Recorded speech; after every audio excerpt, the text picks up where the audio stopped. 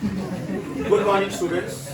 This is lecture number 5 of thermal properties of matter, and today we are going to do two absolutely independent topics. These topics come only and only for objective exams, right? And after that, I'll be taking up all your doubts of practice paper 2. Today, you are getting the solution of practice paper 2, the complete handwritten solution, right? कितना doubts आया बेटा approximately 2 या 3 maximum 5 गिनता हूँ maximum I will give you the solution and then after I will ask you in slots the way I always ask कि between 1 and 5 any doubt between 6 and 10 any doubt there were some very good questions कि जिसके calculations बहुत अच्छे थे तो वो आपको नहीं भी पूछोगे ना तो वो क्वेश्चंस मैं बोर्ड पे डिस्कस करने वाला हूँ राइट और उसके बाद में मैंने बोला था शायद कि except 12th and 13th and except 26 to 30 do all. That means I think I gave you 23 questions. आज मैं खाली 26, 30, 12 और 13 ये 4 क्वेश्चन सिर्फ पेंडिंग रखने वाला हूँ. We are going to discuss 27, 28 and 29 also. Right? Now the first article of the day is you don't require books right now. ये दोनों articles मैं एक साथ में कर रहा हूँ. उसके बाद में you will find this in your iPad notes. And thereafter I will start with practice paper 2 का doubts. This phenomenon is called bimetallic strip. Here you are using two metal strips of different materials but exactly of same length, exactly of same size, everything same. If this is bimetallic, if this is one of the metal strips, this is another strip. Suppose this is iron, this is brass, this is steel, this is iron, this is copper, this is brass. They are like this, right? And they are riveted together. Riveted together in the sense they are fixed with each other with the help of nut bolts, right? These nut bolts are very tightly fixed.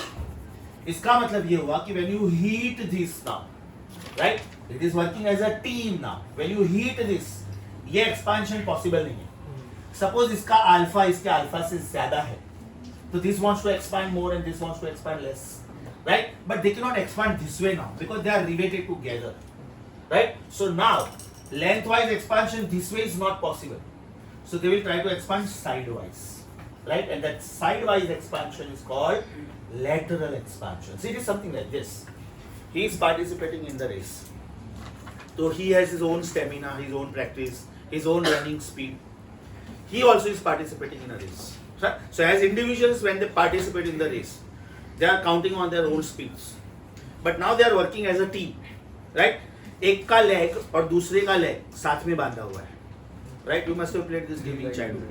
अब ये दोनों को साथ में भागना है. तो ये नहीं बोल सकता यार I am faster than you I want to run fast right they will have to come to moderate speed average speed of both because they are now working as a team कोई भी एक जन fast भागने गया तो दोनों गिरेंगे मतलब दोनों को लॉस है are you getting this so when they are related together when they are fixed with each other together this type of expansion is not possible then it is found that जिसका alpha ज्यादा for example when you were solving problems of practice paper 2 almost in all the problems you had data like this alpha of steel is so much and alpha of brass is so much and alpha of copper is so much 11 into 10 to minus 6 17 into 10 to minus 6 and so on so जिसका alpha ज्यादा उसको ज्यादा expand होना है लेकिन ऐसे expand नहीं हो सकता है तो या तो ये साइड पे कर्व होगा या तो ये साइड पे कर्व होगा right so this is called convexity. Then the convexity is found on that side whose alpha is more. Out of brass and iron, brass ka alpha is found to be more. Value wise, when we solve problems, you will come to know. Right? Then this bimetallic strip will bend in the direction of brass. That means convexity will be seen on the direction of brass. So sometimes they ask tricky question because students are more used to convexity. So they will ask reverse question. Concavity कौन से side पे दिखता है? Obviously वो side पे जहाँ पे alpha कम है. Is not convexity or concavity a relative term? ये आप लोगों के लिए concave है, लेकिन मेरे लिए convex है. ये आप लोगों के लिए convex है, लेकिन मेरे लिए concave है. Are you getting this? So very simple article. Bimetallic strip is a combination of two different metals exactly of same length, riveted together. Riveted means fixed with each other. Now when you supply heat energy to this, that means you are supplying heat energy to both of them simultaneously. So amount of heat energy available with both of them is same. But because their alphas are different, That means that delta L's will be different. Last time ये किया था, याद करो. Last time ये किया था. Delta L is equal to alpha L0 delta theta. याद है हम लोगों ने इसमें से दो रिलेशंस निकाले थे. कौन से दो? Delta L is directly proportional to alpha provided length is constant. तो यहाँ पे वही हुआ ना बेटा, लेंथ दोनों रॉड का सेम लिया है, राइट? तो L0 इज कांस्टेंट, तो जिसका अल्फा ज्यादा वो साइड पे एक्सपेंशन ज्यादा होगा. दूसरा रिलेशन क्या था? Only L is inversely proportional to alpha if delta L is kept constant. Yes or no? I think I advise you to copy this somewhere in your notes, right? Very important. अगर आप लोगों ने last time copy नहीं किया था तो कोई बात नहीं. When I give you time to read the notes, that time you copy this on page 0, right? And last time we had seen that there are very important problems on this. ये article समझा अच्छे से? What is bimetallic strip? Rapid fire round. Bimetallic strip is a combination of two different metals exactly of same length and same size riveted together, fixed together. And after that, when this combination is supplied with heat, then the one whose alpha is more wants to expand more. But this size expansion is not possible now, so it will be sideways expansion. So because they are fixed together, एक ऐसे जाएगा और एक ऐसे जाएगा, ऐसा भी नहीं होगा ना. दोनों को साथ में ही जाना पड़ेगा. या तो ये साइड पे जाएगा और या तो ये साइड पे जाएगा. Either it will be convexity this side or it is convexity this side. So on which side convexity is more? On the side where alpha is more. ये एक आर्टिकल होगा, right? कोई फोर्स अप्लाई नहीं करेगा. No. इसको हम लोग touch ही नहीं कर रहे बेटा. हाँ, अपने आप of course, अपने आप. और ये बायोमेटालिक स्ट्रिप का कॉन्सेप्ट बहुत अच्छे से यूज होता है इलेक्ट्रिकल आयन में. एकदम मस्त उसका एप्लीकेशन है. ये आपका इलेक्ट्रिकल आयन है. ये इलेक्ट्रिकल आयन है. ये मैं उसका फ्रंट व्यू दिखा रहा हूँ, राइट? ये मैं उसका साइड व्यू दिखा रहा हूँ. ये इलेक्ट्रिकल आयन है. ये आपका मेटल प्लेट है, ये आपका हैंडल है, and this is electrical ion. अब इसके अंदर बेटा बायोमेटालिक स्ट्रिप होता है, राइट? और यहाँ पे एक कॉन्टैक्ट पॉइंट होता है. यहाँ पे एक कॉन्टैक्ट पॉइंट होता है. This is contact point and this is bimetallic strip, right? Now you have seen that in electrical iron there are different modes: cotton, wool, linen. आपको कौन से कपड़े को आयरन करना है, accordingly you have to select the mode. Because if the cloth is very soft material, right, say for example silk, और आपने mode गलत कोई सिलेक्ट कर लिया तो वो कपड़ा जल जाएगा, it will be damaged, right? So after selecting this you must have seen that there comes light, orange या तो green color का light चालू होता है. मतलब हीटिंग सप्लाई है. Electrical current is current into heat, right? Electrical energy is current into heat, heating effect of electrical. अब जब ये थोड़ा ज्यादा हॉट हो जाता है ना, तो ये बायोमेटालिक स्ट्रिप बैंड होता है, बैंड. अब इसके अरेंजमेंट ऐसे रखते हैं कि it will be bending this way, it will be bending this way. तो यहाँ से कांटेक्ट छोड़ दिया इसने, तो जैसे कांटेक्ट छोड़ा सर्किट ब्रेक हो गया. सर्किट ब्रेक हो गया मतलब ये लाइट ऑफ हो जाएगा. मतलब now the electrical supply is not taken, right? That means suppose the temperature was 25 degrees Celsius, 30, 35, 40, 45. अभी 45 के ऊपर टेम्परेचर नहीं चाहिए मुझे, कपड़ा जल जाएगा नहीं. तो मैंने वो मोड पे वो सेट करके रखा हुआ. जैसे 46 डिग्री पे गया ना temperature, this bimetallic strip will start bending. वो मेटेरियल से ऐसे सिलेक्ट करते कि वो 46, 47, 50 डिग्री पे बैंड होना शुरू होगा. तो जैसे ये बैंड हुआ, इसका मतलब यहाँ से कॉन्टैक्ट गया. So for those moments electrical energy is not use. That means heating effect is not there. बाद में टेम्परेचर कम होना शुरू हुआ ना, वापस रूम टेम्परेचर पे आना शुरू हुआ.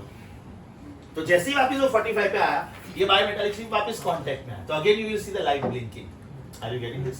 सो when you are using electrical iron and when the light goes off on off on off on, same concept बेटा इलेक्ट्रिकल गीजर में यूज होता है. आपके बॉडी को वाटर का एक टेम्परेचर सूट करता है.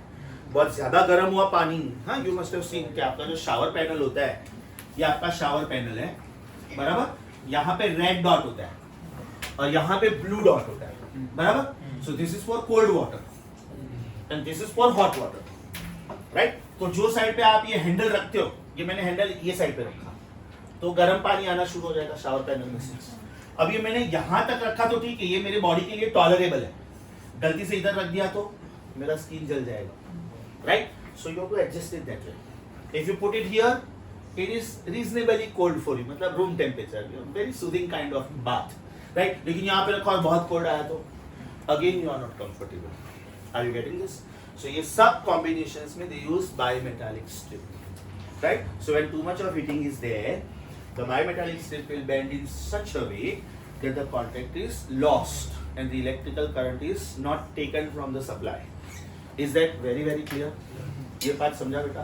सर उसमें ही मतलब जो ऐसे एक्सपांड नहीं हुआ वो ऐसे इलास्टिकली ऐसे एक्सपांड हुआ करेक्ट, दो नट बोल्ट्स के बीच में। करेक्ट, ऐसा नहीं हो रहा है। नट बॉल्स एकदम नजदीक होते हैं तो उसको साइड वाइज एक्सपांड होना पड़ेगा। जो भी करना पड़ेगा साथ में करना पड़ेगा। तो या तो ये बेंडिंग ये साइड पे होगी और या तो ये बेंडिंग ये साइड पे होगी, any one side. Side wise ऐसे टूट सकता है ना नट पे वो। हाँ, इसके फिर वो मेटल वो हीट लूज करेगा तो वो वापस सेम पोजीशन। करेक्ट। मुझे टेम्परेचर मैंने सेट करके रखा है 45 डिग्री। जैसे 46 डिग्री 47 डिग्री हुआ ना, कांटेक्ट छूट जाएगा। फिर 47 से वापस 46 45 पे आएगा तो 45 पे वापस वो कांटेक्ट एस्टैब्लिश हो जाएगा। और जब मेरा काम हो गया तो मैं मेन सप्लाई से ही इलेक्ट्रिकल सर्किट ऑफ कर दूंगा, क्योंकि अभी मुझे 45 डिग्री भी नहीं चाहिए, अभी मुझे रूम टेम्परेचर चाहिए। Is it clear? Next article, thermal stress. Now frankly speaking, this article I am discussing keeping in mind mechanics first, mechanics, and thereafter in place of this force we will use thermal force. So यहाँ पे जो मैं weight hang कर रहा हूँ, that is the principle of mechanics, that on applying load something expands. एक simple logic बोलता हूँ बेटा। आप लोगों ने spring लिया, spring, and the spring is just hanging. अब जैसे आप यहाँ पे लोड अप्लाई करते हो, मान लो 100 ग्राम, तो ये स्प्रिंग थोड़ा इलोंगेट होगा कि नहीं? राइट? मान लो आपने ये लोड अप्लाई किया 200 ग्राम, तो थोड़ा ज्यादा एक्सपांड होगा कि नहीं? 300 ग्राम तो थोड़ा ज्यादा एक्सपांड होगा कि नहीं? राइट? अब ये लोड रिमूव करना शुरू करो, 100, 200, 300, अभी उल्टा जाओ, 300, 200, 100, 0, तो स्प्रिंग जैसा था वैसा वापस आ गया कि नहीं? So this force which you are applying is called deforming force. Force applied by you is called deforming force. और body जब वापस जाएगा, very good. It is because of the internal restoring force, or else it is called elastic force, or else it is called. Now when I am taking a metal wire or metallic rod, बेटा अपना day to day life में ये use होता है। ये आपके lift का wire है। जब आप लिफ्ट के अंदर जाते हो, एम्प्टी लिफ्ट का भी तो वेट होता है। अब लिफ्ट के अंदर एक बंदा गया, मतलब वो वायर पे लोड आया, तो ये वायर एकदम माइन्यूटली इलोंगेट होता है, नेकेड आई से तो दिखता भी नहीं है। एक और बंदा गया अंदर, तो ये थोड़ा और इलोंगेट होगा।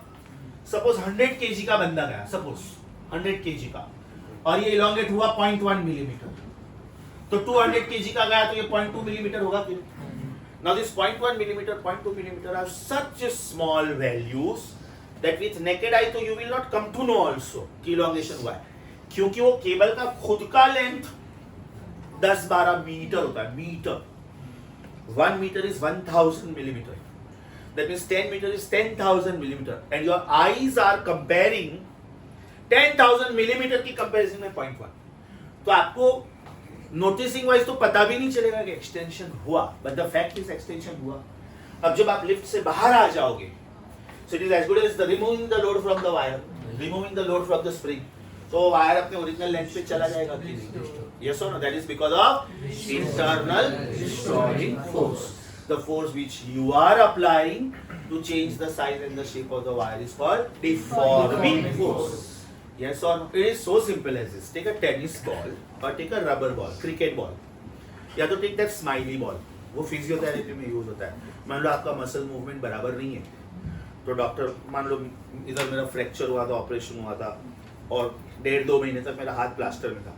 अभी मेरी मस्कुलर मूवमेंट स्टिफ हो जाती है, मेरे मसल इतने इजीली मूव नहीं होते, तो डॉक्टर मुझे धीरे धीरे वो मसल की स्ट्रेंथ वापस लाके देगा।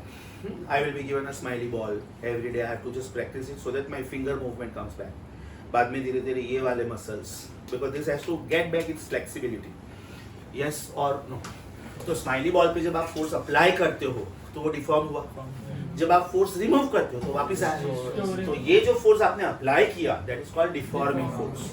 और बॉल जिसकी वजह से वापस अपने ओरिजिनल साइज शेप पे चला जाता है, that is called internal restoring force. Right? Now 4 things to be noted in the diagram. In the diagram, capital L means original length of the wire. Up to this. Do you see this dotted line? Dotted line मतलब extension. ये extension क्यों हुआ? Because आपने load apply किया. और ये force कौन से area पे act कर रहा है? Cross sectional area पे. Am I talking about a wire or a rope or a cable of the lift? Are they all cylindrical? So what is the cross sectional area of the wire? Pi r square. What is cross sectional area of a cylinder? Pi r square. Right? Now the terms. चारों चीजों समझा? What is the meaning of capital L in the diagram? Okay, cable. What is the meaning of small l या तो delta L? इसको बेटा आप small l भी लिख सकते हैं. Change in the length.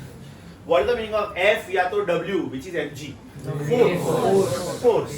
And what is the meaning of A? Cross-sectional area on which this force was acting. Cross-sectional area on which this force was acting. Right? Now mind you, mechanics की language में we use the term longitudinal stress. बाद में मैं इसको thermal stress word में convert कर दूंगा. Right? Mechanics की language में we use the word longitudinal strain. तो बेटा स्ट्रेस वर्ड हम लोग डे टू डे लाइफ में जो यूज करते हैं, stress is denoted as capital S, strain is denoted as small S.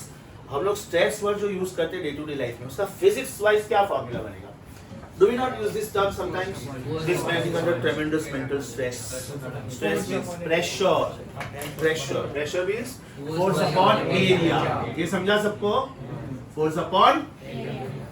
अगर थोड़ा और डिटेलिंग लिखना है, तो मैं इसको mg upon pi are square भी लिख सकता हूं. हो सकता है एग्जामिनर मुझे डायरेक्टली एरिया नहीं दे रहा है, जानबूझ के मेरा कैलकुलेशन बढ़ाने के लिए उसने रेडियस दिया प्रॉब्लम में, तो I can find out area is pi are square. हो सकता है उसने मुझे फोर्स नहीं दिया कि I am applying 100 newton of force. उसके बदले एग्जामिनर बोलेगा कि you have suspended 10 kilogram of weight, तो 10 इनटू ग्रेविटी इज 10, हो गया ना 100. तो sometime deliberately to make the problem lengthy, they might not give you F and A directly. In place of that, they may give you M and R. So knowing M, can I find mg? And knowing R, can I find pi r square? अच्छा, strain का मतलब होता है change in the length upon original length. ये Mahesh sir ने introduce किया होगा. Strain is a ratio of similarity. That is change upon original. That means it can be change in area upon original area, change in volume upon original volume. यहाँ पे change in length upon original length क्यों होगा? क्योंकि हम लोग word use करें longitudinal. अगर मैं टेनिस बॉल का एग्जांपल लेता तो मैं डेल्टा v अपॉन v लिखता, because I am applying force, my intention is to change the volume of the ball. मैं बॉल का लेंथ डिफाइन नहीं कर सकता, बॉल का एक बार एरिया डिफाइन कर सकता हूं, because ball is sphere and area of a sphere is 4 pi r. Logic समझा बेटा? Right? Now there is one law called Hooke's law. Robert Hooke, very important discovery in the field of physics. He said that within elastic limit, मतलब आपने elastic limit cross नहीं करना है. अच्छा, elastic limit cross किया तो क्या होगा? वो स्प्रिंग वापस ही नहीं आएगा ना बेटा. टूटने से पहले it will lose its elasticity. मतलब वो जो केबल होता है ना लिफ्ट का, वो तुरंत नहीं टूटता है. Engineers use one term called factor of safety. अगर वो केबल सपोज 8000 किलोग्राम का लोड बेयर कर सकता है, तो लोग लिफ्ट के अंदर सिर्फ 800 किलोग्राम लिखेंगे. मतलब आपको 800 किलोग्राम से ऊपर क्रॉस करना ही नहीं. That means still they have kept in mind factor of safety 10 times. उसके बाद में वो केबल ब्रेक नहीं होता है. मान लो आप 850 किलोग्राम के लोग गए लिफ्ट के अंदर, तो केबल अपना इलास्टिसिटी लूज करना शुरू कर देता है. Right? It is something like ligament tear in your body. According to doctor, ligament tear is worse than bone fracture. Bone fracture बेटा एक बार हील हो जाता है. आपने प्लास्टर में रखा ना अपना बोन, मूवमेंट नहीं किया तो बोन हील हो जाता है, कैल्शियम अपना वापिस आ जाता है. लेकिन लिगामेंट टेयर हुआ तो you to be very careful, because उसका हीलिंग 7 दिन में भी हो सकता है, 15 दिन में भी हो सकता है, 2 महीना भी लग सकता है, 5 साल भी लगता है, तो हो सकता है लाइफ टाइम डैमेज हुआ. तो कभी कभी you must have seen particularly sports people, those who play cricket, football etcetera, अगर उसका लिगामेंट टेयर हो गया तो may be that is the end of the career of that person, क्योंकि वो फिर वापस ओरिजिनल फ्लेक्सिबिलिटी पे आता ही नहीं. राइट? फॉर एग्जांपल चोकोविक, अभी उसने जो टेनिस का जो टाइटल जीता ओलंपिक में, उसको सर्जरी हुआ था, नी का surgery. Even Phogat yesterday she played very well for India, तो उसको भी सर्जरी हुआ था. तो after surgery also when you can play well, that means your mental strength is amazing, because you know that your body is not having the original flexibility, original strength of the bone. Still you are playing and doing well. Are you getting this? तो within elastic limit मतलब वो limit cross नहीं करना है, right? Hooke says that stress is in that case directly proportional to strain. इसका मतलब ये हुआ कि capital S is directly proportional to small s. So capital S is some constant of proportionality times small s, and that constant of proportionality is taken as capital E. This capital E is called elastic constant. और इसके बेटा 3 type है, इसके 3 type है. If you are talking about length, then it is called Young's modulus. If you are talking about volume, then it is called bulk modulus. And if you are talking about shape, then it is called rigidity modulus. Then it is called rigidity. You have already heard about this term in measurements chapter, so I am not writing the detailed part of it. I am just writing the symbol. Lengthwise elastic constant is called Young's modulus. Volume-wise elastic constant is called bulk modulus, and shape-wise it is called rigidity modulus. This is called Young's modulus, right? This is called bulk modulus, and this is called rigidity modulus. हम लोगों को फिलहाल कौन चाहिए? हम लोगों का diagram किसके लिए? Correct. And therefore we write S as y times छोटा s. बराबर. अभी मैं बारी बारी से 3 फॉर्मूला डिराइव कर रहा हूं, बारी बारी से. स्ट्रेस का मतलब क्या बेटा? Force upon area. So force upon area is Young's modulus times. Strain का मतलब क्या? Delta L upon L. Yes और नो? अभी मुझे 3 फॉर्मूले चाहिए. एक फॉर्मूला चाहिए थर्मल स्ट्रेस का, एक फॉर्मूला चाहिए थर्मल स्ट्रेस का, फिर दूसरा फॉर्मूला चाहिए थर्मल स्ट्रेन का, स्ट्रेन, और तीसरा फॉर्मूला चाहिए थर्मल फोर्स का, थर्मल फोर्स का. शुरू करूं? ये खुद स्ट्रेस है कि नहीं? राइट? अच्छा, what do I know about delta L upon L? Now if I replace the word mechanical force by thermal force, मतलब ये रॉड के एंड पे मैंने लोड अप्लाई नहीं किया, उसके बदले ये रॉड को मैंने हीट किया, तो अब ये हीट की वजह से एक्सपांड हो रहा है. कॉमन सेंस अप्लाई करो बेटा, कॉमन सेंस अप्लाई करो. This will be alpha delta theta. Very proud of you, very nice. Here you are. What is the meaning of delta L upon L from here? Is it alpha delta theta? तो ये जो आपको मिला ना, that is thermal strain. Strain क्या था? Was it delta L upon L? Strain क्या था? Was it delta L upon L? And what is the meaning of delta L upon L in heat chapter? Is it alpha delta theta?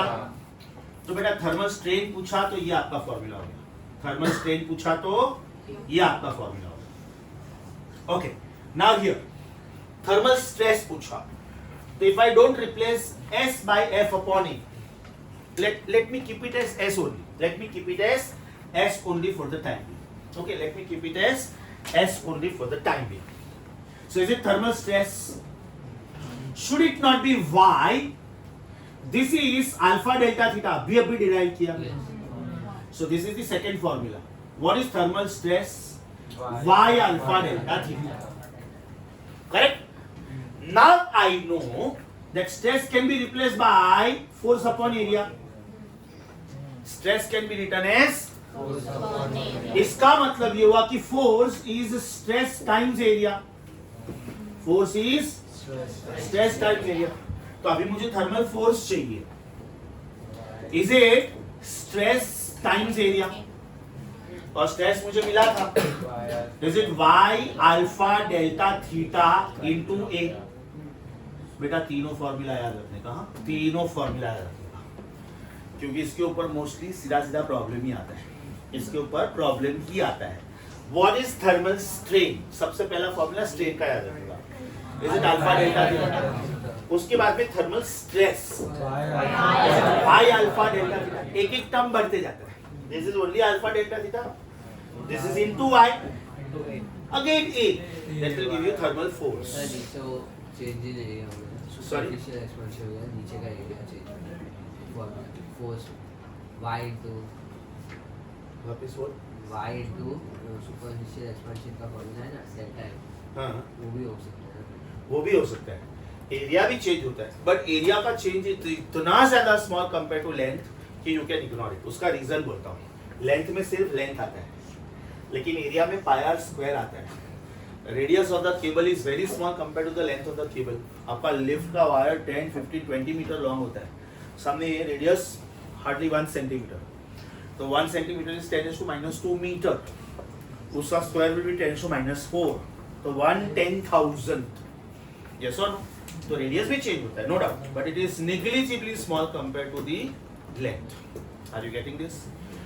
तीनों का तीनों formula समझा, right? No need to write anything because this is very beautifully given in iPad notes, page number 6, and this article is very beautifully given in iPad notes, page number 7. Before we proceed, I insist, दोनों articles पढ़ो। iPad page number 6 bimetallic strip, iPad page number 7 thermal stress, thermal strain, thermal force. I am waiting till you finish. I am waiting. चलो बेटे time waste मत करो, थोड़ा जल्दी करो।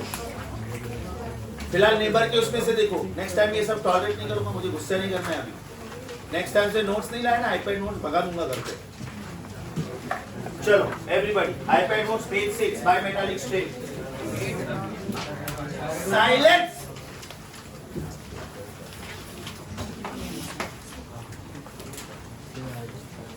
iPad notes page 6 bimetallic strip, iPad notes page 7 the concept of thermal force, thermal stress and thermal strain. Sorry, before you start reading this please let me know, ये article बेटा आप लोगों ने ऐड किया था नोट्स में?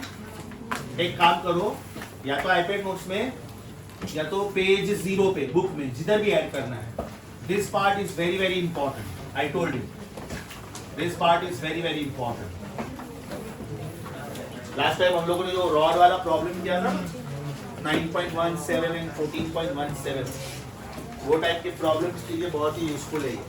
तो या तो iPad नोट्स में ऐड करो या तो बुक के पेज 0 पे ऐड करो, जैसे मैंने देखा है बिल्कुल वैसे ही कॉपी करो।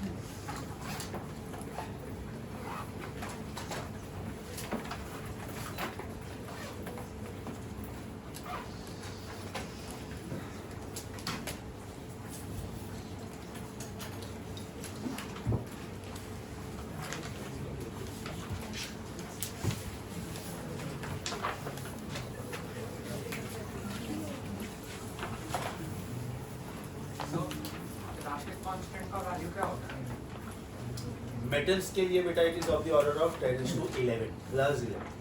For example, if I give you some standard values just because you asked me, everybody look here please. Young's modulus of aluminium is 0.7 into 10⁻11. Young's modulus for brass is 1 into 10⁻11. Young's modulus for copper is 1.2 into 10⁻11. And Young's modulus for steel is 2 into 10⁻11. So amongst all this, steel is very strong. Okay? याद रखने का एकदम simple technique देता हूँ बेटा। 10⁻11 देखो सब में आ रहा है, बराबर? ये वैल्यूज इंक्रीजिंग ऑर्डर में लिखा है मैंने जानबूझ के। अब बाय डिफॉल्ट ये ABCD के ऑर्डर में जा रहा है, ऐसे कोइंसिडेंटली, इसमें मैंने कुछ नहीं किया है। So if you see ABCD EFG HIJ के एलिमेंट, ये वो सीक्वेंस में जा रहा है। तो ये ABCD की सीक्वेंस में गया, ये इंक्रीजिंग ऑर्डर ऑफ वैल्यूज है और पावर कॉमन है। तो just because you asked me, Young's modulus for most of the metals is something point something something into 10 to the power 11, जिसका वैल्यू ज्यादा वो इलास्टिकली ज्यादा स्ट्रॉन्ग। टंगस्टन का क्या होगा? टंगस्टन टंगस्टन का मुझे एग्जैक्टली तो याद नहीं है, इससे ज़्यादा होगा। एलॉयज के लिए ज्यादा इलास्टिकली ज़्यादा स्ट्रॉन्ग होगा, मतलब वो कम डिफॉर्म होगा। Very good very good. Elastically जो ज्यादा स्ट्रॉन्ग होता है ना बेटा, वो कम डिफॉर्म होता है।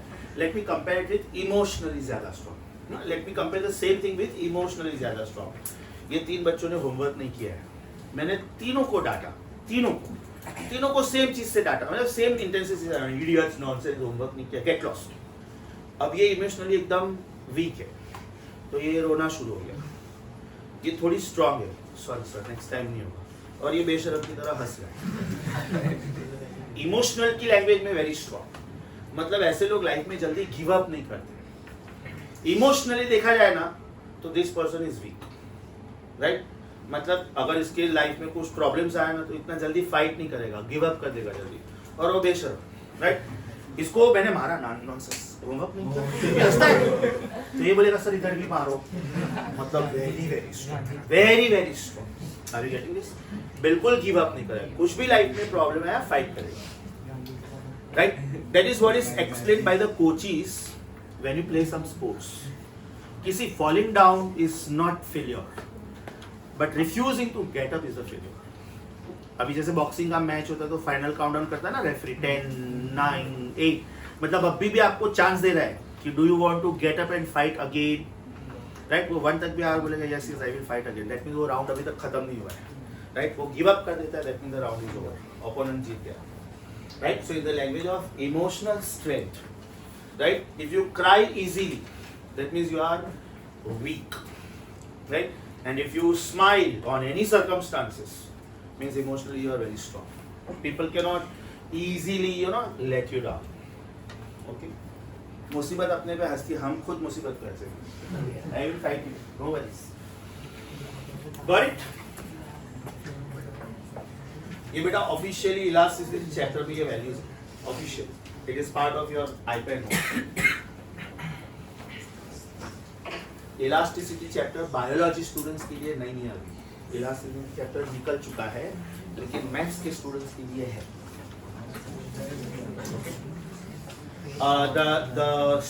It is a subtopic of the main topic called mechanical properties of matter. जैसे ये chapter thermal properties of matter है ना, वैसे you have got another chapter called mechanical properties of matter. Elasticity उसका पार्ट है और ये उसका सब पार्ट। कंटिन्यू करूं बेटा? अब इसके ऊपर जो प्रॉब्लम था ना, पहले वो क्रैक कर लेते हैं। Are we on assignment number 2 question number 6? Are we on assignment number 2 question number 6 हम लोगों ने होल्ड पे रखा था, देखो मैंने उधर लिखवाया था, wait for thermal steps. Are you on assignment number 2? Question number 6. If you can help me with page number 43. Okay. मस्त क्वेश्चन है, ध्यान से मेरे साथ में शुरू मत करना please. First you try to understand. A steel rod of diameter 1 centimeter is clamped firmly at each end when the temperature is 25, so that it cannot contract on pulling. ध्यान से देखो बेटा, इसका कोई भी एक एंड मैंने फ्री छोड़ा ना तो इसको एक्सपेंशन का भी चांस मिलता है, कॉम्प्रेशन का भी चांस मिलता है, लेकिन ये रॉड को मैंने क्लैम्प कर दिया, क्लैम्प, राइट। तो जब मैं इसको हीट करूंगा तो ये एक्सपांड नहीं हो सकता ऊपर और नीचे, मतलब साइड में एक्सपांड होगा लेटरल। और अगर मैंने इसको कूल किया तो ये कॉम्प्रेस नहीं हो सकता, क्योंकि यहाँ पे भी स्क्रू फिटेड है, यहाँ पे भी स्क्रू फिटेड है, तो फिर वो रॉड में टेंशन क्रिएट होगा। It is something like this, this is a rope, pull this, pull. अब हम दोनों इसको इक्वली खींच रहे हैं, right, equal and opposite forces, तो ये रोप के अंदर टेंशन क्रिएट होगा। तो अगर इसने हाथ छोड़ दिया तो मैं मेरी वजह से ये साइड पे गिरूंगा, और अगर मैंने हाथ छोड़ दिया तो ये गिरेगा। Is that clear? So the basic idea is, if this is the rod and if it is clamped at both the ends, that means ये एक्सपांड भी नहीं हो सकता, कॉम्प्रेस भी नहीं हो सकता. यहाँ पे this is a rigid support, यहाँ पे this is a rigid support, right. Now when you cooling, when you are cooling it, on cooling it wants to compress, लेकिन ये हो नहीं सकता है, बराबर. अच्छा, कॉम्प्रेस होता तो दोनों साइड से होता, लेकिन कॉम्प्रेस नहीं हो रहा है. उसकी वजह से ये रॉड के अंदर एक फोर्स डेवलप होता है, and that is called tension force. That is called over here, this is thermal tension, because ये हीट की वजह से हुआ. टेम्परेचर 25 था, मैं 0 डिग्री पे लेके जा रहा हूं. चेक करो, लास्ट सेंटेंस चेक करो. मतलब इनिशियल टेम्परेचर 25 था, फाइनल टेम्परेचर मैं 0 पे लेके जा रहा हूं. So it wants to compress, लेकिन ये हो नहीं रहा है, and therefore can we say tension is developed. Because I did not allow it to compress. Yes or no? I think I am expected to find out that tension. Tension का मतलब क्या बेटा? Correct. Very good. Right. Force का formula अभी derive किया. Y A alpha delta theta. Here you are. बराबर. All values must have been given. मैं direct substitute कर रहा हूँ, चलेगा? Y का वैल्यू बोलो प्लीज. 2 into 10⁻11. ओके. एरिया उन्होंने मुझे दिया नहीं है, no problem. Can I write area is pi are square. Why? What is cross sectional area of a cable? Pi r square. Alpha उन्होंने मुझे दिया है, please help me. 10⁻5. Temperature difference is 25. बराबर. अब ये एरिया में साइड में calculate कर रहा हूं. इज इट 3.14 इनटू डायमीटर कितना है? Diameter, if diameter is 1 centimetre, can I से रेडियस इज हाफ सेंटीमीटर. इसका मतलब इट इज 5 into 10⁻³ मीटर. ये क्यों मैंने मीटर में क्यों लिखा? Metre square. ये न्यूटन पर मीटर स्क्वायर है, मतलब मेरा प्रॉब्लम MKS में चल रहा है. यस और नो? सो ये कितना हो गया बेटा? 3.14 into 25 into 10⁻⁻6. ये क्या हो गया? एरिया का वैल्यू हो गया. एक काम करते ना, इधर मैं एरिया ही लिखता हूं और अभी मैं ये वैल्यू सब्स्टिट्यूट करता हूं, चलेगा? So what is force? 2 into area 3.14 into 25 into ये 10⁻11, इसका 10⁻⁻6, इसका 10⁻⁻5, और ये 25 ले लिया ना शायद मैंने, बराबर. So this is 2. सर 25 ये वाला 25 था, तो 2 बार आया 25. करेक्ट. Thank you. यस. तो बेटा ये गया.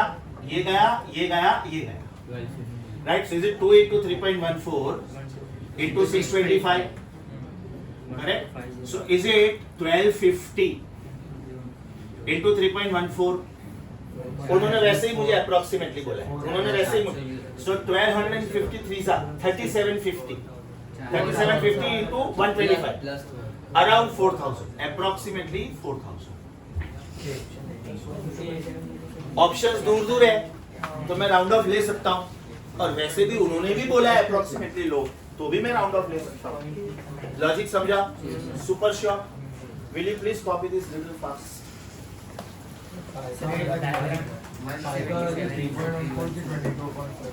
पाई का वैल्यू जब बोलो कुछ भी नहीं बोलते बेटा, दोनों अलाउ करना पड़ता है. तीनों, इनफैक्ट तीनों. कोई स्टूडेंट 3.142 लेते हैं. 22/7 will be most accurate. I will tell you why. 3.14 में हम लोग 2 डेसिमल तक राउंड ऑफ करते हैं. 3.142 में 3 डेसिमल तक. But 22/7 is irrational. It goes up to infinity. So taking 22/7 is most sensible if they don't mention anything. Diagram draw करें. Yes, please. Because तो ही आपको समझेगा टेंशन क्या था. डायग्राम ड्रॉ करोगे तो ही समझेगा कि ये प्रॉब्लम में टेंशन का मीनिंग क्या है. मतलब पुलिंग फोर्स अप्लाइड वाला क्लैंप भी वही होगा ना. हाँ, सेम. अगर ये क्लैंप्स में अप्लाई नहीं करता तो ये रॉड एक्सपांड होता, तो उसको भी मैं थर्मल फोर्स ही बोलता. ऐसे बेंड भी हो सकता है क्लैंप. नहीं, क्योंकि मैं अलाउ ही नहीं कर रहा, तो रॉड के अंदर टेंशन डेवलप. वो बेटा बायोमेटालिक स्ट्रिप में होता है, क्योंकि वो मेटालिक स्ट्रिप में बहुत थीन होते हैं. वो ये रीजनेबली थिक रॉड है। तो तो फ्री उसका- होते हैं मेटालिक स्ट्रिप, फ्री हाँ, होते हैं। बाय मेटालिक स्ट्रिप में वो स्ट्रिप एकदम पतला होता है, मतलब इट इज लाइक योर आपका जो मेटल स्केल होता है ना वैसा, तो उसको बैंडिंग का चांस है। इसमें ज़्यादा एनर्जी चाहिए। हाँ, आपको आप ये हैंडल को आप बैंड कर सकते हो क्या? नहीं ना, बट आप मेटल स्केल को बैंड कर सकते हो क्योंकि वो पतला है, उसका क्रॉस सेक्शनल एरिया बहुत कम है। Will you please be little fast in copying? As far as the assignment 2 is concerned, mind you, it is inclusive of expansion of solids and liquids both. मतलब हम लोगों ने लास्ट टाइम 1 to 9 तक problems किए थे और बाद में सीधा 21 किया था। उसके अलावा अभी जो भी क्वेश्चंस बाकी है ना उसमें वो सबके सब एक्सपेंशन ऑफ लिक्विड्स के हैं, और लिक्विड्स वाला पार्ट में एकदम एंड में करूंगा बिकॉज एकदम इंडिपेंडेंट पार्ट है वो।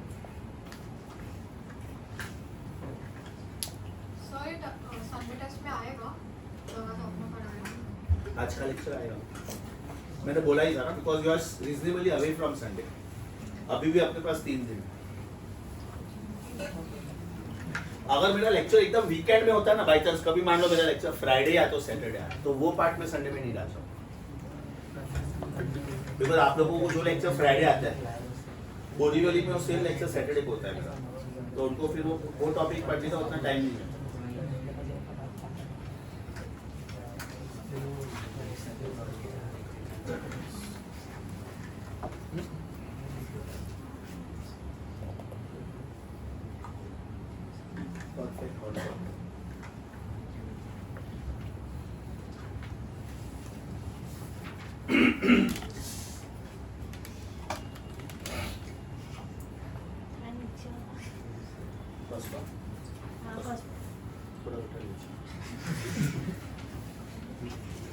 टेढ़ा मत लेना। हो गया? बहुत ही गंदा दिख रहा है मुझे सर। इसका क्या काम है यार? अभी तो इसको ले तो मुझे ही ले।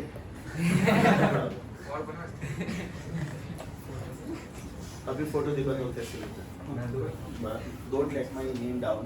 अच्छी फोटो ले, मैं उसको चलाऊंगा।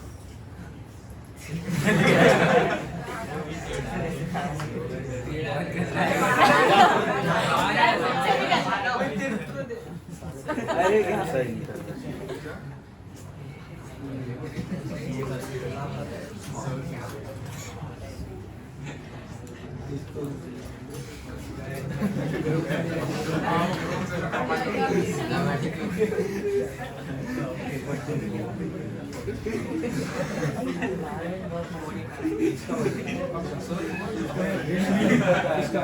एडिट किया आपने? तूने तो बहुत ही गंदा किया। फिर आपने Edit edit करो किया। तो कैसे करो? ये फिल्टर डालने की क्या? ये बोलो मुझे बोला नहीं। You have that problem. वो does not have. चलो हो गया? So as far as 2 new topics were concerned, they are done. Problem based on that is done. Now let us take up the doubts. बेटा practice paper 2 का मैं आप लोगों को कंप्लीट सोल्यूशन दे देता हूँ। पहले आपके जो भी डाउट्स है पहले गो थ्रू करो, उसके बाद में जो टफ वाले हो मैं बोर्ड पे सॉल्व करके देता हूँ।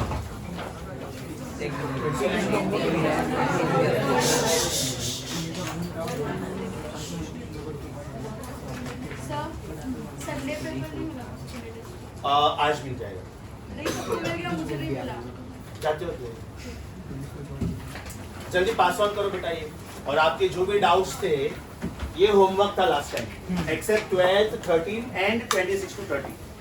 अभी आज मैं 27 28 29 करने वाला हूँ, मतलब अभी सिर्फ 4 क्वेश्चंस पेंडिंग रहेंगे। इनफैक्ट 13th भी हो जाएगा, तो 3 ही क्वेश्चंस पेंडिंग रहेंगे। Practice paper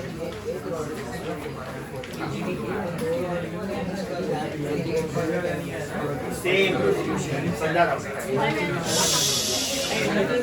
good. और हो रहा है। Shut your mouth.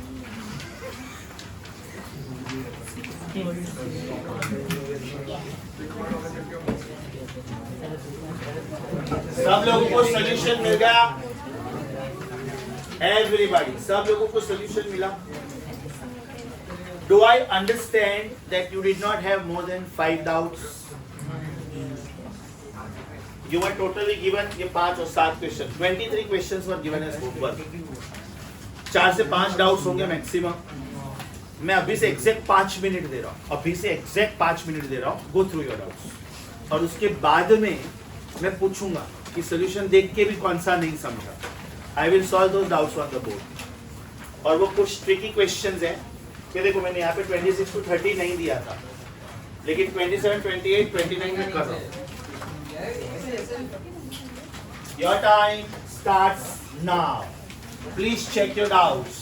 Please check your doubts.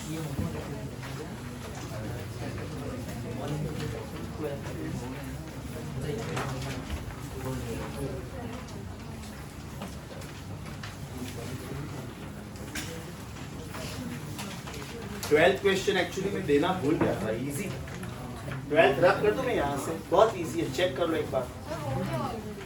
मुझे याद नहीं, अगले बैच में स्टूडेंट ने बोला कि 12th बाकी था.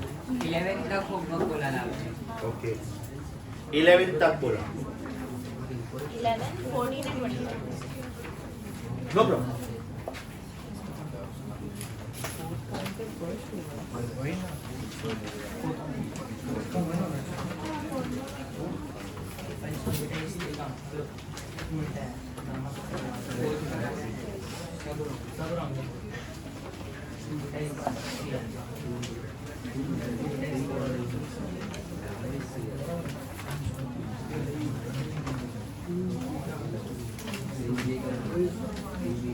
तेरा एक भी डाउट नहीं है तो पढ़ना फिर. अच्छा वो रेलवे वाला एक क्वेश्चन मैं करता हूँ. रेलवे गैप वाला जो क्वेश्चन है, या तो 11th या तो 14, दो में से कोई भी एक मैं करूंगा. Don't worry.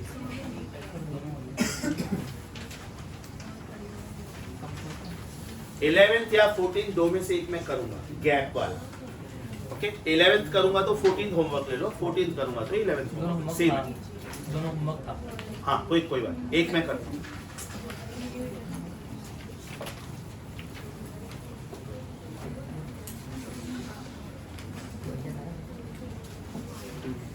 शुरू ही कर दूं डाउट सीधा चलेगा. Okay 1 by 1. Between 1 and 5 anybody any doubt? Between questions 1 and 5 anybody any doubt? Short. Between 6 and 10 any doubt? Don't compromise please. 7 question.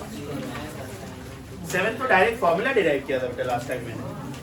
एक मिनट. 7th क्वेश्चन के बाजू में लिख ले रिफर असाइनमेंट टू क्वेश्चन 8.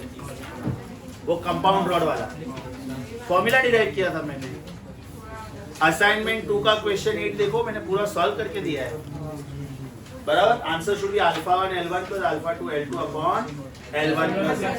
अभी दूसरी बार ऐसा है तो डायरेक्ट फॉर्मूला यूज डायरेक्ट कर सकते हो बिल्कुल. वो तो बेटा पहली बार कर रहे थे हो इसलिए मैंने फॉर्मूला डिराइव करके दिया. बट अदरवाइज इफ दे से कि 2 rods are combined you can use that.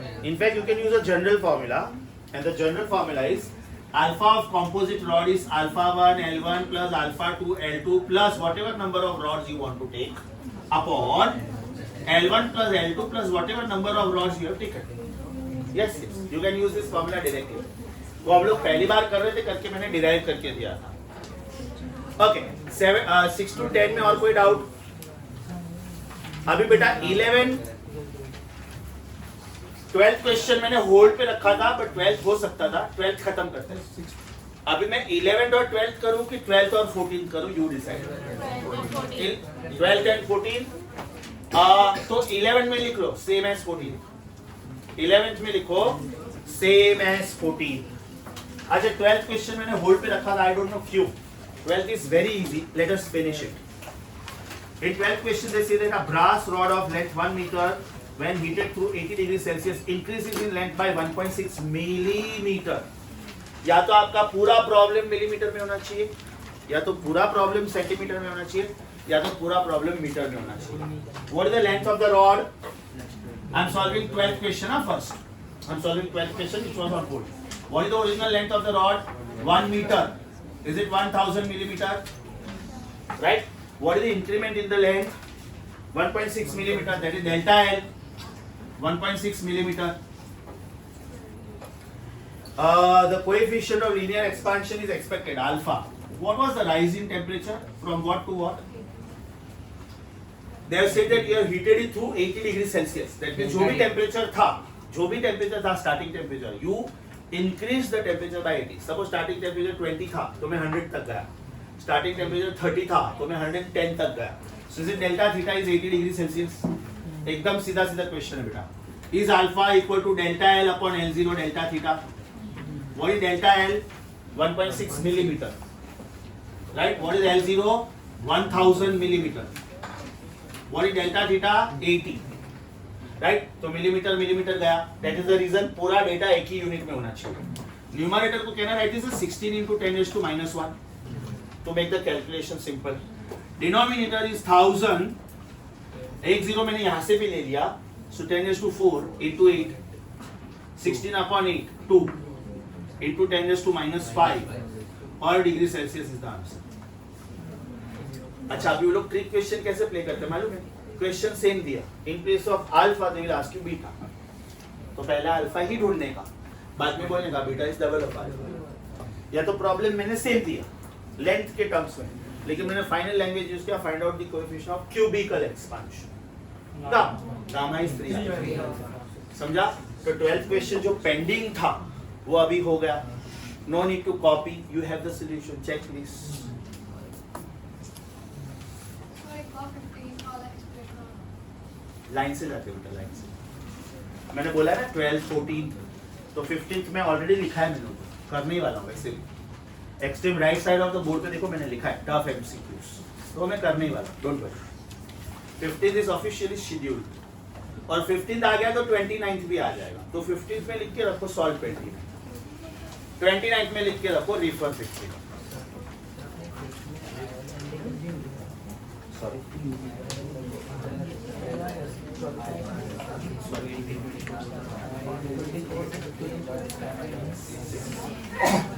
हो गया बेटा. अभी मैंने पूछा था आप लोगों की मैं 11th करूं कि 14th करूं, दोनों similar.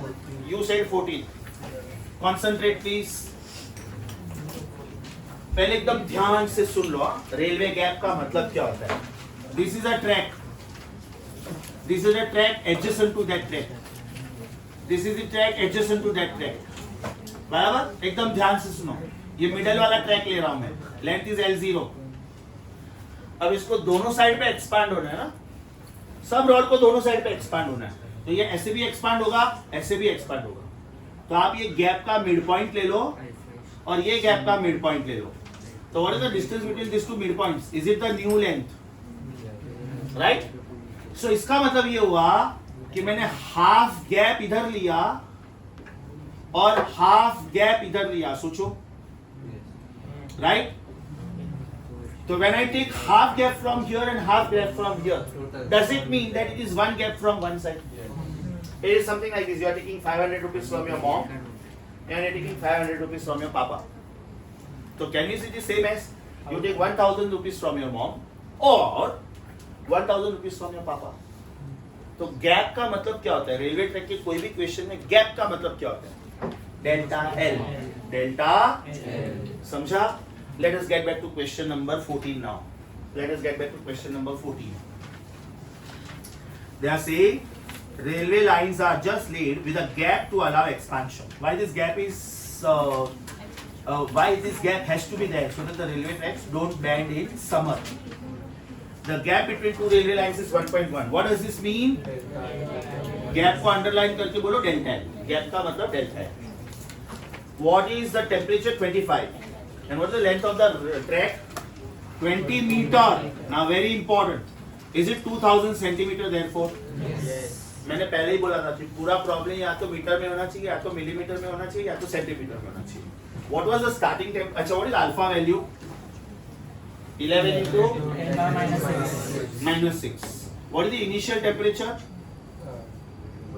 25. I think new temperature पूछा है. Yes.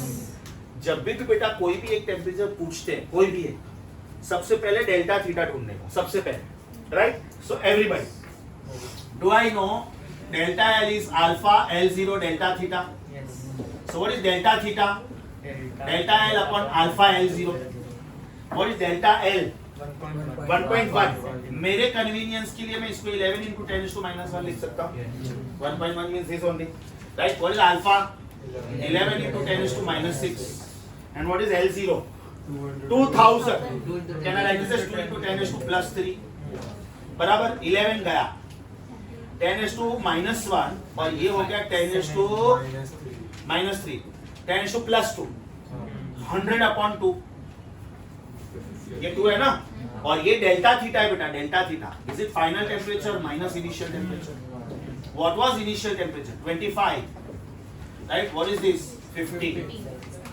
That means your answer is 75 degrees Celsius. Now look at this. This is how the engineers think. उन्होंने बेटा ये बोला है कि कोई भी कंट्री में हाईएस्ट टेम्परेचर 75 डिग्री सेल्सियस भी जाएगा ना तो भी ये ट्रैक्स बैंड नहीं होने वाला है. और कोई भी कंट्री में टेम्परेचर 75 डिग्री तक जाता ही नहीं है. सोच लो, आप हॉटेस्ट पॉसिबल प्लेसेस के बारे में सोचो. Saudi Arabia, Rajasthan and all. तो वहाँ पे टेम्परेचर 53, 54 तक जाता है. हाँ 60 तक गया मतलब हम लोग मरने की कगार पे हैं. हम लोग ट्रैवल क्या करेंगे फिर? लॉजिक समझा? फिर भी वो लोग जानबूझ के 10-15 डिग्री सेल्सियस का एक्स्ट्रा चांस रखते हैं. Because when the wheels touch the track, because of friction also there is heat. Logic समझा? 11th is similar, तो मैं 11th में टाइम वेस्ट नहीं करता हूँ. 14th आप चेक करो, कॉपी करने की मुझे नहीं लग रहा है जरूरत है. फिर भी अगर लगता है कॉपी करना है तो कर लो. I am waiting. खाली इसमें सबसे इंपॉर्टेंट पार्ट क्या है? इसने मुझे पूछा था कि सर ये गैप और ये गैप आंसर डबल नहीं करने का क्या? Answer is no. बिकॉज आप हाफ गैप यहाँ से ले रहे हो, हाफ गैप यहाँ पे ले रहे हो. इसका मतलब वन गैप कोई भी एक साइड पे ले रहे हो. Is that clear? हाँ, तो कोई तो एक प्रॉब्लम में आंसर 4.4 मिलीमीटर आया था. प्रॉब्लम नंबर 11 में आंसर 4.4 मिलीमीटर आया था. अब इसने मुझे ये क्वेश्चन पूछा कि सर 4.4 मिलीमीटर ये और 4.4 मिलीमीटर ये ऐसा करके 8.8 नहीं आएगा क्या? Answer is no. बेटा ये 2.2 है और ये 2.2. या तो दोनों साइड से आधा आधा गैप लो या तो कोई भी एक साइड का पूरा gap. Meaning is that. So 11th और 14th दोनों क्वेश्चन समझा, राइट? अभी 15th और 29th बेटा एकदम सेम है. एकदम सेम है. 15th मैं सॉल्व करता हूं, 29th आप लोग आराम से जज कर पाओगे. पहले तो मैं जो क्वेश्चन पूछता हूं उसका आंसर दो. Read the first sentence of 15th question.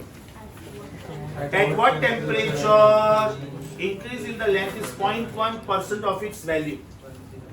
How do I write this?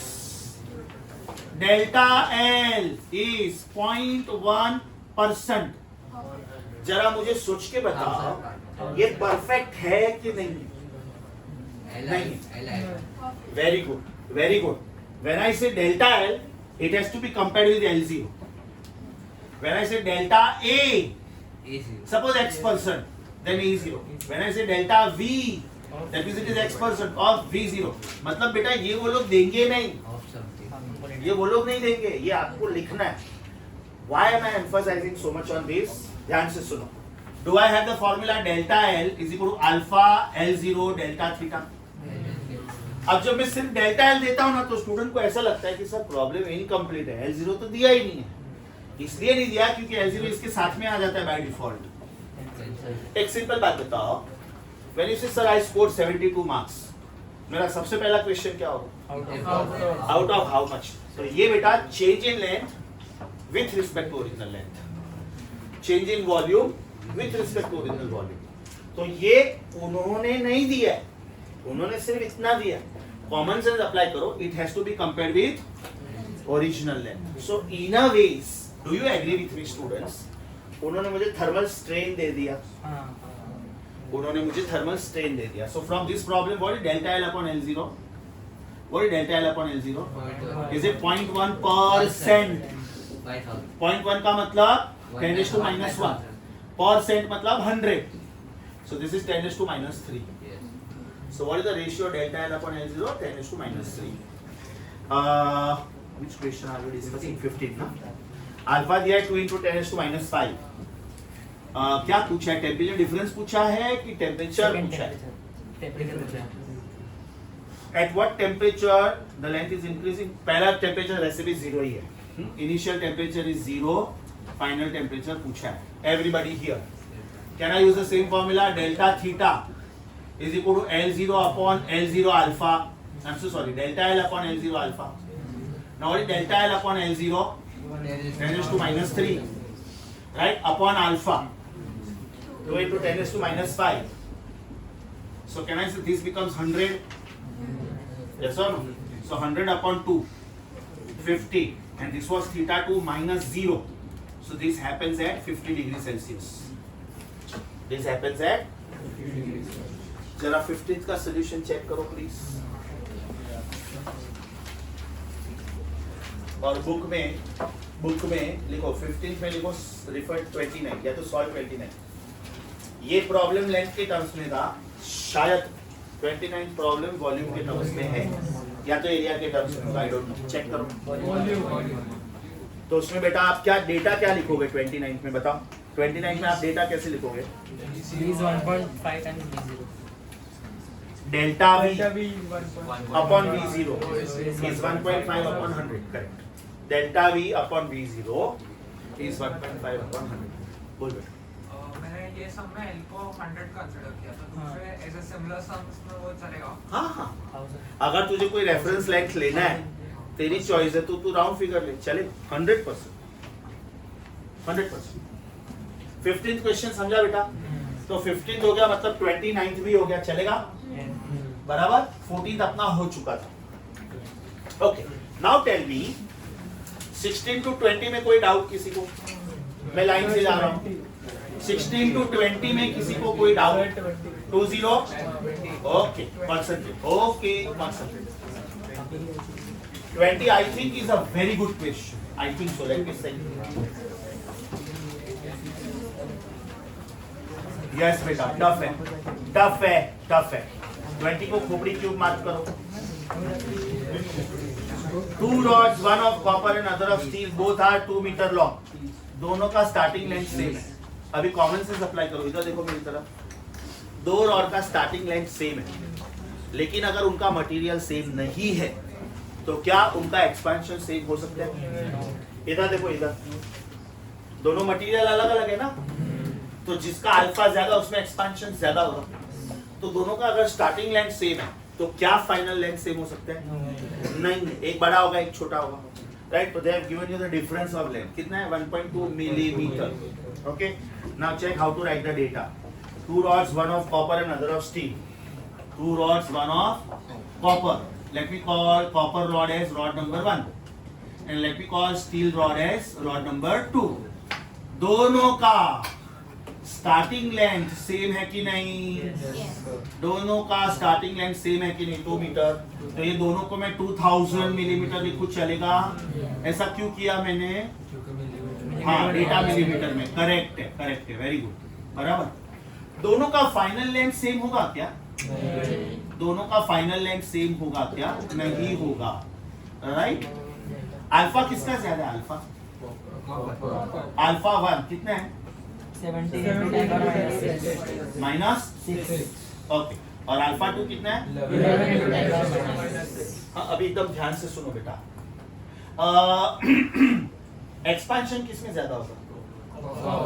Since alpha 1 is greater than alpha 2, therefore delta L1 should be greater than delta L2. बराबर. You are expected to find out to what temperature you will go. इनका starting temperature कितना है दोनों का? 25. Starting temperature दोनों का 25 है, बराबर. So theta 1 is 25. तो theta 2 is how much? शुरू करो problem. You don't have to copy. If you feel that okay, यहाँ पे कुछ मैंने एक्स्ट्रा लिखा है, सिर्फ उतना ही पार्ट कॉपी करना. Students, do I know LT1 is L01 bracket 1 plus alpha 1 delta theta. So what is LT1? Is it 2000 bracket 1 plus 17 into 10 raised to minus 6 delta theta. Yes or no? This is LT1. Equation 1 समझा बेटा? Likewise, what will be LT2? मैं direct लिखने जा रहा हूँ, चलेगा? 2000 bracket 1 plus 11 into 10 raised to minus 6 delta theta. अभी common sense apply करो, एकदम सिंपल कॉमन सेंस अप्लाई करो बेटा. इक्वेशन 1 का वैल्यू ज्यादा है कि इक्वेशन 2 का वैल्यू ज्यादा है? ऑब्वियसली, बिकॉज सिर्फ ये चीज में फर्क है, बाकी सब सेम दिख रहा है. देखो, सो कैन आई से LT1 is greater than LT2 by how much? Very good, very good, very good, very good. यही तो दिया है उन्होंने. Rod number 1 is greater than rod number 2. तो मैं 1 minus 2 लिखूं कि 2 minus 1 लिखूं? So what is LT1 minus LT2? Direct लिख रहा हूं, ध्यान से सुनो. What is LT1 minus LT2? Direct लिख रहा हूं. 2000 कॉमन, बराबर, bracket 1 plus 17 into 10 raised to minus 6 delta theta minus, ये एक ब्रैकेट हो गया. Again 1 plus 11 into 10 raised to minus 6 delta theta, right? तो ये 1 और ये 1 गया. So is it 2000 17 minus 11 6 into 10 raised to minus 6 common into delta theta common, and this was 1.2, correct. ये पार्ट बेटा मेन था, ये पार्ट मेन था. मैंने ये माइनस ये किया तो 1 कट हो गया. 17 minus 11 6 10 raised to minus 6 common, delta theta also common. आपको डेल्टा थीटा ढूंढना है, तो what is delta theta? 1.2 upon, ये मैं डायरेक्ट लिखूं चलेगा? This is 12 and 10 raised to minus 3.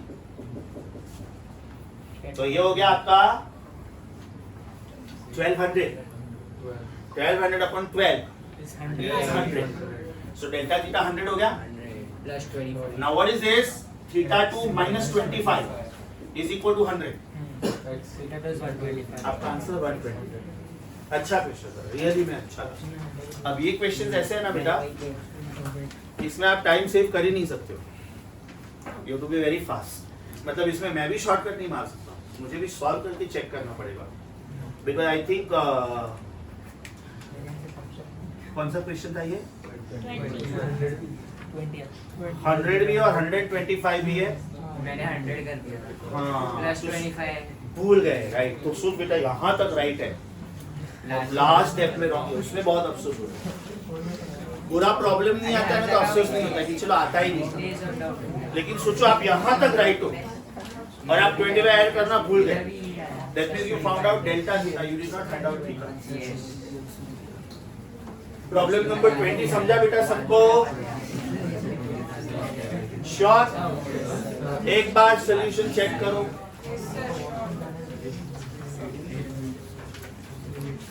मेरे हिसाब से कॉपी करने की जरूरत नहीं है, क्योंकि कॉपी करने में मैं रुकता हूँ.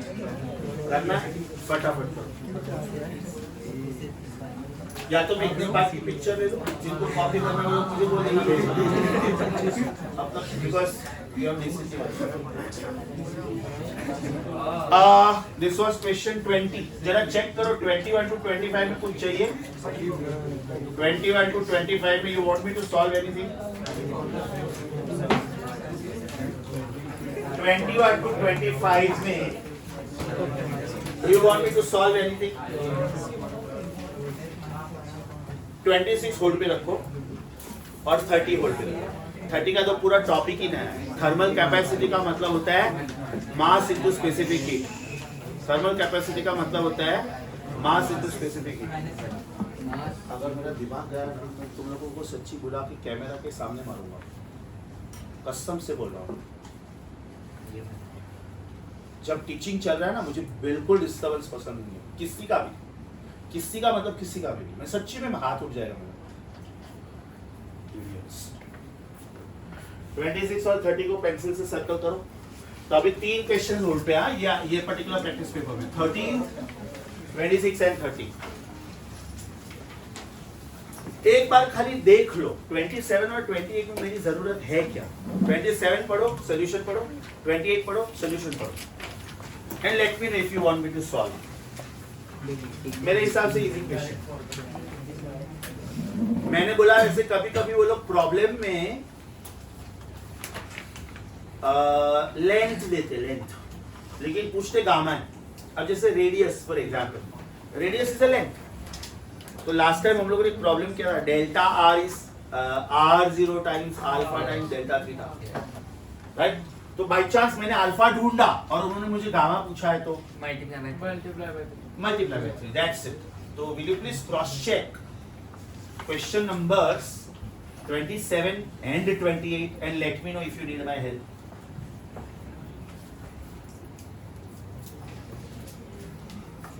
You have the questions in front of you, you have the full solution also now. So if you need my help, let me know.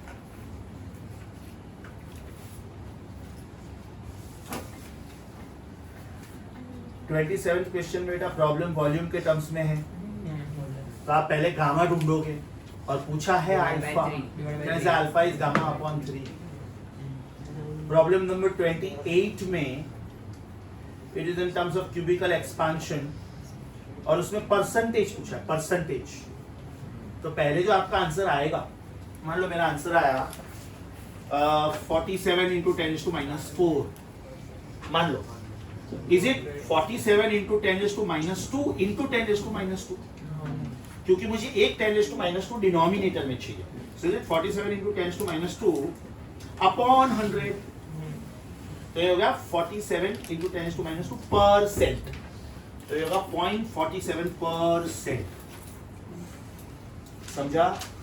Problem number 28 में कैलकुलेशन ऐसे किया है, चेक करो। मान लो मेरा आंसर दिया है, अब ये 10⁻⁴ में से मुझे 10⁻² अलग से चाहिए, तो मैंने अलग कर लिया, बाकी बचा 10⁻²। मान लो बेटा ये 10⁻⁵ आता, तो ये 10⁻³ 0.047। मुझे कुछ भी करके परसेंटेज वाले सम में 1/100 चाहिए, खत्म। तो 10⁻² में साइड में कर दूंगा पहले, right? Check please, problem number 28 में ऐसे किया था। सर 26 का फॉर्मूला है हमारे पास और डेंसिटी वाला, तो उससे सम आ गया। हाँ चलिए, मैंने होल्ड पे रखा था, मैं बोला डेंसिटी वाला एक भी सम किया नहीं, तो थोड़ा होल्ड पे रखते हैं। डेंसिटी का फॉर्मूला है तुम लोगों के पास, रो 0 is रो टाइम्स 1। चलेगा। Any other help required? Now before you start with your DCT, homework सुन लो ध्यान से। ये वाला पार्ट वन टाइम, ये वाला part one time, your wish. Board work से करना है तो बोर्डवर्क से, और यहाँ से करना है अपना आईपैड नोट्स भी उतना ही ब्यूटीफुल दिया है। And another homework is practice paper 3, खाली 10 क्वेश्चन है इसमें, चेक करो, खाली 10 क्वेश्चन है, चेक करो। Okay, so we stop here for the day, start with your DCT.